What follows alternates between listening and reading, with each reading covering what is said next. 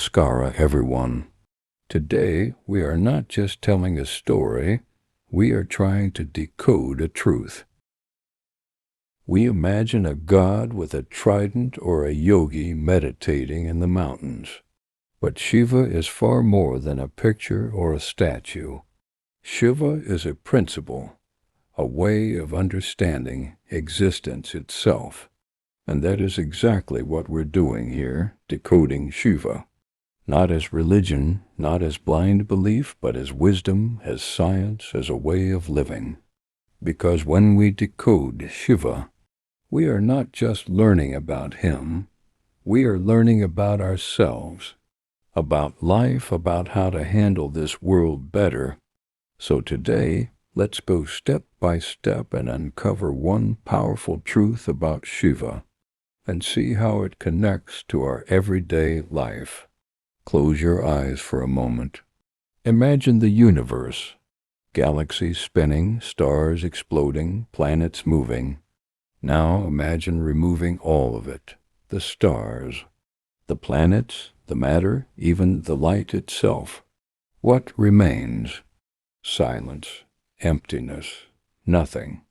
And that, my friends, is Shiva, that which is not. Shiva is not just a god sitting on a Himalayan peak. Shiva is the very fabric of nothingness. Today, let's decode why sages, yogis, and mystics have called him exactly that which is not. Part 1. Misconception of Shiva. People imagine Shiva as a blue-skinned god with a trident. But the deeper truth? He's a principle, not a personality. Shiva in Sanskrit literally translates to the auspicious nothingness. Paradox. Nothingness sounds scary. But without it, nothing exists. So how can nothing be everything? Part 2. The Cosmic Science. Science today agrees 99% of the universe is empty space. Between atoms, galaxies, particles, mostly nothing. Shiva is this emptiness, the foundation that holds existence. Example. Music exists because of silence between notes. The cosmos exists because of space, not because of matter. When sages said Shiva is nothingness, they weren't being poetic. They were being scientific. Part 3. Mythological layers. Shiva's form is shown in meditation, eyes closed. Why? Because in silence we touch nothingness. In stories, he lives in cremation grounds, because that's where everything dissolves into nothing. Even the lingam, Shiva's symbol, is not a human figure, but a formless shape representing infinity and void. Ardhanarishvar, half-man. Half-woman equals union of opposites that dissolve into one. Mythology wasn't random stories, it was code. Every story pointed us back to the same truth, that Shiva is emptiness. Part 4. Philosophical perspectives. In Vedanta, the ultimate reality is called shunyata, emptiness.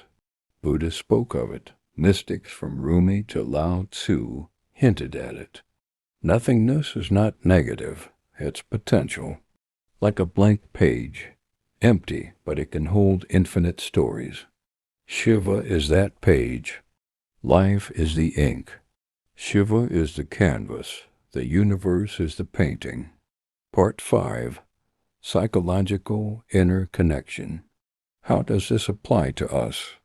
When you meditate, when thoughts stop, you enter Shiva. That moment of silence is pure stillness, that which is not. Example.